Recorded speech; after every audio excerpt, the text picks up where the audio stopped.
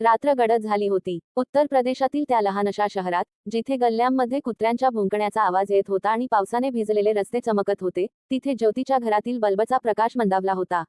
खोलीतली हवा थंड होती, पण ज्योतीच्या शरीरात मात्र एक अनामिक उष्णता पसरली होती.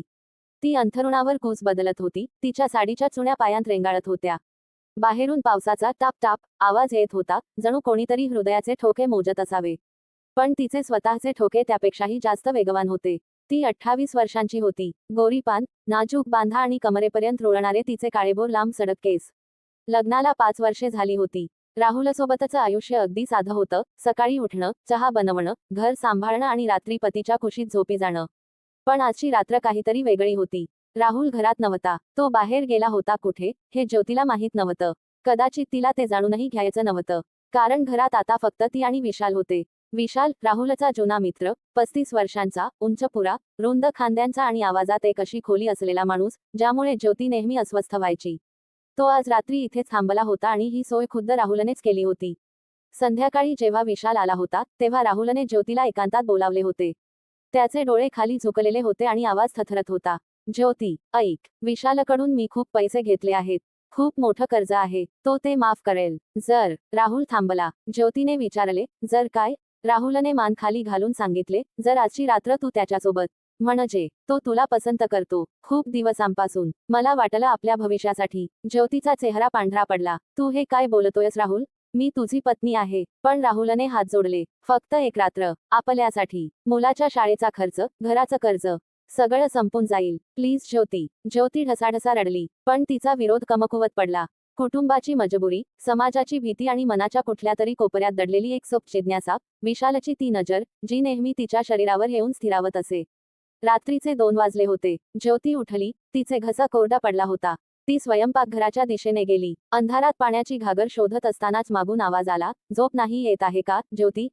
विशालचा आवाज. खोल आणि उबदार. ज्योती दचकून मागे वळली. विशाल तिथे उभा होता, काळ्या टी शर्ट आणि पायजाम्यामध्ये. त्याच्या छातीवरचे केस हलकेच दिसत होते आणि डोळ्यांत एक वेगळीच चमक होती. ज्योतीने नजर खाली झुकवली. हो, थोडी. ती तोतरे बोलली. विशाल जवळ आला. त्याच्या शरीरातून आफ्टरशेव आणि पुरुषत्वाचा एक गंध दरवळत होता. राहुलने सगळं सांगितलं. घाबरू नकोस, मी तुला कधीच त्रास देणार नाही. त्याने ज्योतीच्या खांद्याला स्पर्श केला. तो स्पर्श एखाद्या विजेच्या धक्क्यासारखा होता.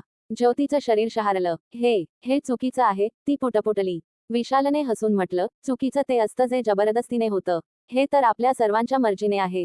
राहुलचीही, माझीही. आणि तुझी? ज्योती गप्प राहिली. तिचं हृदय इतक्या जोरात धडधडत होतं की तिला वाटलं विशालला ते ऐकू येईल. ते दोघे दिवाणखान्यात आले आणि सोफ्यावर बसले. बाहेर पावसाचा आवाज आता आणखीनच वाढला होता. विशालने ज्योतीचा हात हातात घेतला. त्याची तळहात गरम होती. तुला माहितीये, जेव्हा तुला पहिल्यांदा भेटलो होतो तेव्हाच मी विचार केला होता, ही मुलगी कोणा दुसऱ्याची असूच शकत नाही. ज्योतीचा चेहरा लाजेने लाल झाला. असं नका बोलू. विशालने तिच्या केसांशी खेळायला सुरुवात केली. का? हे तर सत्य आहे. तुझे डोळे, तुझं हसू, तुझं हे शरीर. हे सगळं मला वेड लावतं. त्याने हळूच ज्योतीला स्वतःकडे ओढलं. ज्योतीने विरोध केला नाही. विशालचा चेहरा जवळ आला. त्याचे श्वास ज्योतीच्या गालावर जाणवत होते. मग ओठांना ओठ भिडले. एक मऊ आणि संथ चुंबन. ज्योतीचे डोळे मिटले गेले. पहिल्यांदाच कोणीतरी तिला इतक्या प्रेमाने जवळ घेत होतं. राहुल नेहमी घाईत असायचा, पण विशाल हळूहळू तिच्या ओठांची गोडी चाखत होता. ज्योतीचं शरीर वितळू लागलं होतं. विशालचे हात तिच्या पाठीवरून फिरू लागले. साडीचा पदर केव्हाच निसटला होता. तिच्या उघड्या कंबरेवर जेव्हा त्याची बोटे फिरली, तेव्हा ज्योतीचा श्वास अधिकच जलद झाला. विशाल, थांबा. पण तिच्या आवाजात रोखण्याची ताकद नव्हती. विशालने तिच्या कानात हळूच कुजबुजलं, शाश. फक्त अनुभव घे. त्याने ब्लाऊजचे हुक उघडले. ज्योतीने हाताने स्वतःला झाकण्याचा प्रयत्न केला, पण विशालने प्रेमाने तिचा हात बाजूला केला. इतकी लाज कशाला? तू खूप सुंदर आहेस. विशालने तिचे सौंदर्य न्याहाळले आणि त्याच्या स्पर्शाने तिला सुखद अनुभवाच्या एका वेगळ्याच जगात नेले. ज्योतीच्या शरीरात एक अनामिक ओढ निर्माण झाली होती, जी ती स्वतःला रोखू शकत नव्हती. विशालने जेव्हा ब्लाऊजचे हुक सैल केले, तेव्हा ज्योतीच्या अंगावर काटा आला. बाहेर पडणाऱ्या पावसाचा वेग जसा वाढत होता, तसाच या खोलीतील श्वासांचा वेगही वाढला होता. विशालने तिला हळूच उचलले आणि तो तिला बेडरूमच्या दिशेने घेऊन गेला. खोलीत पोहोचल्यावर त्याने तिला मऊ गादीवर निजवले. बेडवर पडताच ज्योतीचे लांब सडक केस सर्वत्र विखुरले गेले. विशाल तिच्यावर झुकला. त्याचे डोळे ज्योतीच्या डोळ्यात खोलवर शिरत होते. त्याने तिच्या साडीचा उरलेला भाग बाजूला केला. विशाल, हे सगळं स्वप्न तर नाही ना? ज्योती अडखळत बोलली. स्वप्न असतं तर इतकं वास्तव वाटलं नसतं, ज्योती. विशालने तिच्या मानेवर ओठ टेकवत उत्तर दिले. त्याचा स्पर्श तिला एका वेगळ्याच सुखाची जाणीव करून देत होता. राहुलच्या स्पर्शात नेहमी हक्क असायचा, पण विशालच्या स्पर्शात एक प्रकारची ओढ आणि आदर होता. त्याने तिचे दोन्ही हात आपल्या हातात घेतले आणि डोक्याच्या वर धरले. त्याच्या जिभेचा स्पर्श जेव्हा तिच्या नाभीवर झाला, तेव्हा ज्योतीने डोळे गच्च मिटून घेतले आणि तिच्या तोंडातून एक हलकी सिसकारी निघाली. तिच्या शरीराची प्रत्येक क्षण आता विशालच्या तालावर नाचत होती. दोघांच्याही अंगावर आता कपड्यांचा लवलेश नव्हता. विशालने तिला आपल्या कवेत इतक्या घट्ट धरले होते की जणू तो तिला स्वतःमध्ये सामावून घेणार होता.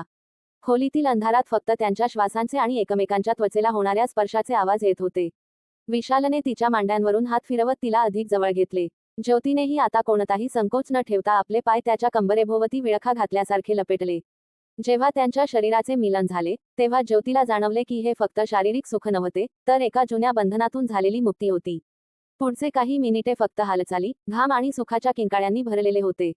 विशालने प्रत्येक हालचालीत ज्योतीला सुख मिळेल याची काळजी घेतली होती. शेवटी एका तीव्र झटक्यासह दोघेही शांत झाले आणि एकमेकांच्या मिठीत विसावले.